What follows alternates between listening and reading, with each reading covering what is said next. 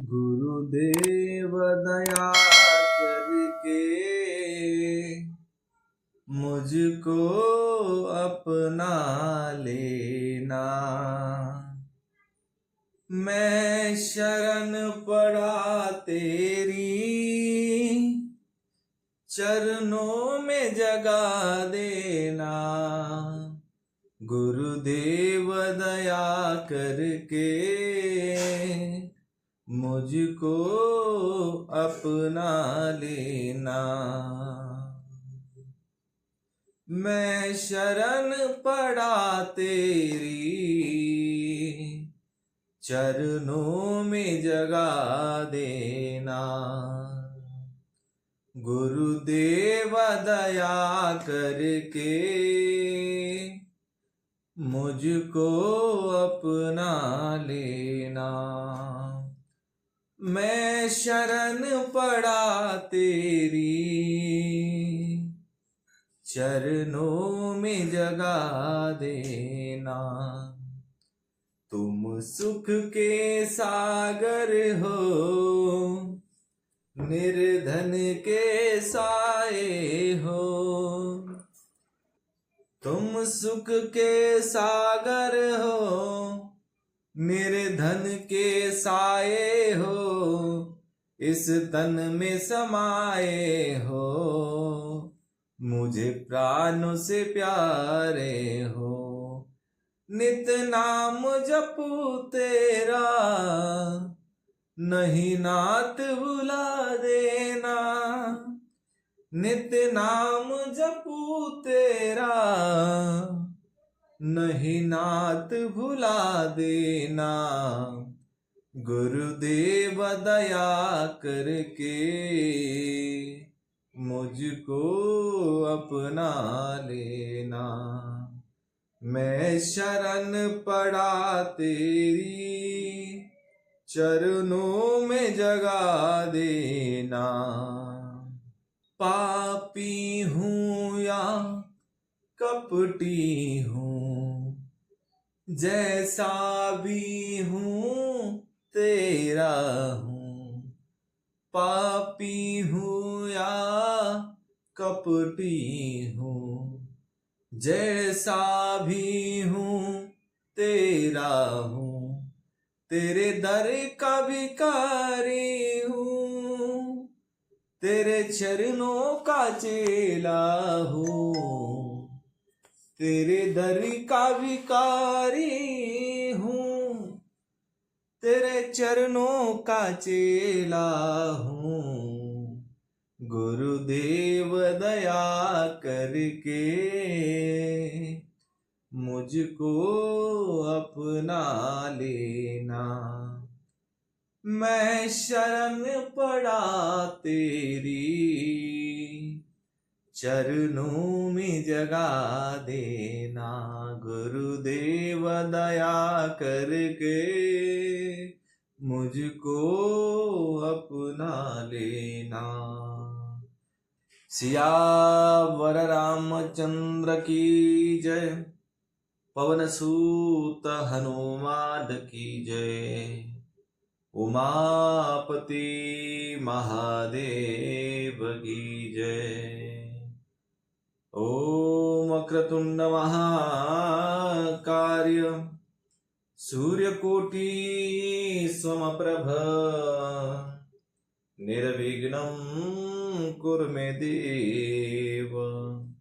सर्वकार्येषु सर्वदा। वासुदेवसुतं देवं कंसचाणूरमर्दनं, देवकी परमानन्दं, कृष्णं वन्दे जगद्गुरुम्। पिछले भाग में हमने वंदीजन द्वारा महाराज पृथु की स्तुति यह कथा सुनी। इस भाग में हम महाराज पृथु का पृथ्वी पर कुपित होना और पृथ्वी के द्वारा उनकी स्तुति करना, यह कथा अपने हरि उद्योग इस चैनल के माध्यम से सुन रहे हैं। तो आइए कथा में प्रवेश करते हैं।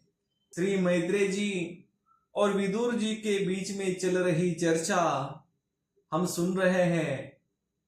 तो मैत्रेय जी कहते हैं, इस प्रकार जब वंदी जन ने महाराज पृथु के गुण और कर्मों का बखान करके उनकी प्रशंसा की, तब उन्होंने भी उनकी बड़ाई करके तथा उन्हें मनचाही वस्तुएं देकर संतुष्ट किया। उन्होंने ब्रह्मादि चारों वर्णों, सेवकों, मंत्रियों, पुरोहितों, पूर्ववासियों, देशवासियों, भिन्न भिन्न व्यवसायियों तथा अनन्य आज्ञानुवर्तियों का भी सत्कार किया। विदुर जी ने पूछा, ब्राह्मण, पृथ्वी तो अनेक रूप धारण करती है, उसने गौ का रूप ही क्यों धारण किया? और जब महाराज पृथु ने उसे दूहा तब बछड़ा कौन बना और दूहने का पात्र क्या हुआ? पृथ्वी देवी तो पहले स्वभाव से ही ऊंची नीची थी, उसे उन्होंने समतल किस प्रकार किया? और इंद्र उनके यज्ञ संबंधी घोड़ों को क्यों हर ले गए? ब्रह्मज्ञानियों में श्रेष्ठ भगवान सनत कुमार जी से ज्ञान और विज्ञान प्राप्त करके वे राजर्षि किस गति को प्राप्त हुए? पृथु रूप से सर्वेश्वर भगवान श्री कृष्ण ने ही अवतार ग्रहण किया तथा अतः पुण्य कृति श्री हरि के उस पृथु अवतार से संबंध रखने वाले जो और भी पवित्र चरित्र हो, वे सभी आप मुझे कहिए। मैं आपका और श्री कृष्ण चंद्र का बड़ा अनुरक्त भक्त हूं। श्री सूत जी कहते हैं, जब विदुर जी ने भगवान वासुदेव की कथा कहने के लिए इस प्रकार प्रेरणा की, तब मैत्रेय जी प्रसन्न चित्त से उनकी प्रशंसा करते हुए कहने लगे। मैत्रेय जी ने कहा, विदुर जी, ब्राह्मणों ने महाराज पृथु का राज्याभिषेक करके उन्हें प्रजा का रक्षक उद्घोषित किया। इन दिनों पृथ्वी अनहित हो गई थी, इसलिए भूख के कारण प्रजाजनों के शरीर सूखकर काटे हो गए थे। उन्हें अपने स्वामी पृथु के पास आकर कहा, उन्होंने अपने स्वामी पृथु के पास आकर कहा, राजन, जिस प्रकार कोटर में सुलगती हुई आग से पेड़ जलता है, उसी प्रकार हम पेट की भीषण ज्वाला से जल रहे हैं। आप शरणागतों की रक्षा करने वाले हैं और हमारे अन्नदाता प्रभु बनाए गए हैं, इसलिए हम आपकी शरण में आए हैं। आप समस्त लोगों की रक्षा करने वाले हैं, आप ही हमारी जीविका के भी स्वामी हैं। अतः राजेश्वर, आप हम क्षुधा पीड़ितों को शीघ्र ही अन्न देने का प्रबंध कीजिए। ऐसा न हो कि अन्न मिलने से पहले ही हमारा अंत हो जाए। मैत्रेय जी कहते हैं, कुरुवर, प्रजा का करुण क्रंदन सुनकर महाराज पृथु बहुत देर तक विचार करते रहे। अंत में उन्हें अन्न भाव का कारण मालूम हो गया। पृथ्वी ने स्वयं ही अन्न एवं औषधियों को अपने भीतर छिपा लिया है। अपनी बुद्धि से इस बात का निश्चय करके उन्होंने अपना धनुष उठाया और त्रिपुर विनाशक भगवान शंकर के समान अत्यंत क्रोधित होकर पृथ्वी को लक्ष्य बनाकर बाण चढ़ाया। उन्हें शस्त्र उठाए देख पृथ्वी कांप उठी। जिस प्रकार व्याध के पीछा करने पर हरिणी भागती है, उसी प्रकार वह डर कर गौ का रूप धारण करके भागने लगी। यह देखकर महाराज पृथु की आंखें क्रोध से लाल हो गई। वे जहां जहां पृथ्वी गई वहां वहां धनुष पर बाण चढ़ाए उसके पीछे पीछे लगे रहे। दिशा विदिशा, स्वर्ग, पृथ्वी और अंतरिक्ष जहां तहां भी वह दौड़कर जाती, वहां वही उसे महाराज पृथु हथियार उठाए अपने पीछे दिखाई देते। जिस प्रकार मनुष्य को मृत्यु से कोई नहीं बचा सकता, उसी प्रकार उसे त्रिलोकी में वेनपुत्र पृथु से बचाने वाला कोई भी न मिला।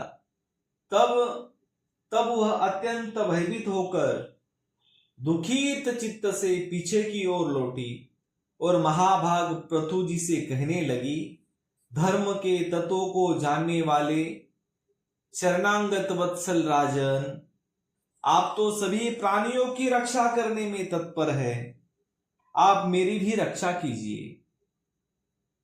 मैं अत्यंत दीन और निरपराध हूं, आप मुझे क्यों मारना चाहते हैं? इसके सिवा आप तो धर्मज्ञ माने जाते हैं, फिर मुझ स्त्री का वध आप कैसे कर सकेंगे? स्त्रियां कोई अपराध करे तो साधारण जीव भी उन पर हाथ नहीं उठाते, फिर आप जैसे करुणामय और दीन वत्सल तो ऐसा कर ही कैसे सकते हैं? मैं तो एक सदृढ़ नौका के समान हूं, सारा जगत मेरे ही आधार पर स्थित है। मुझे तोड़कर आप अपने को और अपने प्रजा को जल के ऊपर कैसे रखेंगे? महाराज पृथु ने कहा, पृथ्वी, तू मेरी आज्ञा का उल्लंघन करने वाली है। तू यज्ञ में देवता रूप से भाग तो लेती है, किंतु उसके बदले में हमें अन्न नहीं देती, इसलिए आज मैं तुझे मार डालूंगा। तू जो प्रतिदिन हरी हरी घास खा जाती है और अपने स्तन का दूध नहीं देती, ऐसी दुष्टता करने पर तुझे दंड देना अनुचित नहीं कहा जा सकता। तू ना समझ है, तूने पूर्व काल में ब्रह्मा जी की उत्पन्न किए हुए अन्नादि के बीजों को अपने में लीन कर लिया है और अब मेरी भी परवाह न करके उन्हें अपने गर्भ से निकालती नहीं। अब मैं अपने बाणों से तुझे छिन्न भिन्न कर तेरे मेदे से इन शुद्धातुर और दीन प्रजाजनों का करुण क्रंदन शांत करूंगा। जो दुष्ट अपना ही पोषण करने वाला तथा अन्य प्राणियों के प्रति निर्दय हो, वह पुरुष, स्त्री अथवा नपुंसक कोई भी हो, उसको मारना राजाओं के लिए न मारने के ही समान है।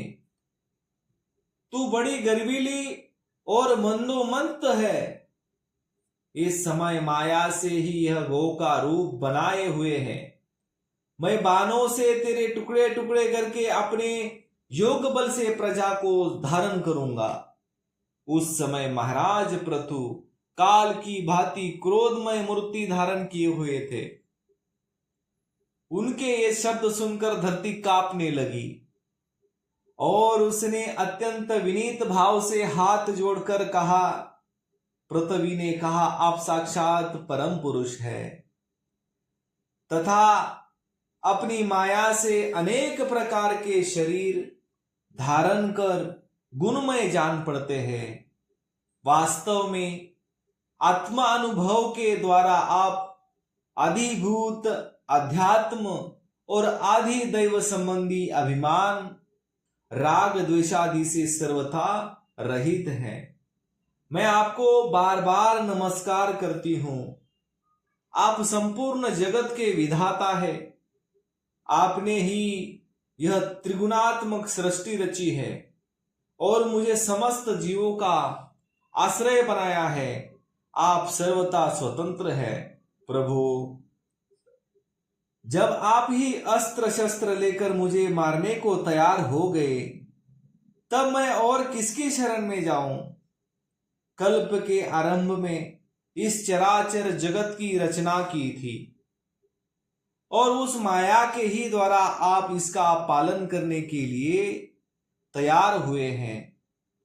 आप धर्मपरायण हैं, फिर भी मुझ गो रूप धारिणी को किस प्रकार मारना चाहते हैं? आप एक होकर भी मायावश अनेक रूप जान पड़ते हैं तथा आपने स्वयं ब्रह्मा को रचकर उनसे विश्व की रचना कराई है। आप साक्षात सर्वेश्वर हैं। आपकी लीलाओं को अजितेंद्रिय लोग कैसे जान सकते हैं? उनकी बुद्धि तो अपनी दुर्जय माया से ही विक्षिप्त है, हो रही है। आप ही पंचभूत इंद्रिय, उनके अधिष्ठात्र देवता, बुद्धि और अहंकार रूप अपनी शक्तियों के द्वारा क्रमशः जगत की उत्पत्ति, स्थिति और संहार करते हैं। भिन्न भिन्न कार्यों के लिए समय समय पर अपनी शक्तियों का आविर्भाव तिरोभाव हुआ करता है। आप साक्षात परम पुरुष और जगत विधाता है। आपको मेरा नमस्कार है। अजन्मा प्रभु, आप ही अपने रचे हुए भूत, इंद्रिय और अंतःकरण रूप जगत की स्थिति के आदि वराह रूप होकर मुझे रसातल से जल के बाहर लाए थे। इस प्रकार एक बार तो मेरा उद्धार करके आपने धराधर नाम पाया था।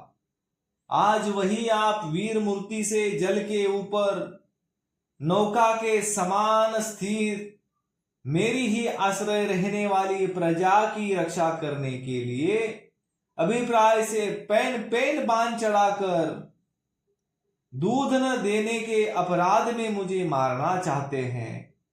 इस त्रिगुणात्मक सृष्टि की रचना करने वाली आपकी माया से मेरे जैसे साधारण जीवों के चित्त मोहग्रस्त हो रहे हैं। मुझ जैसे लोग तो आपके भक्तों की लीला का भी आशय नहीं समझ सकते।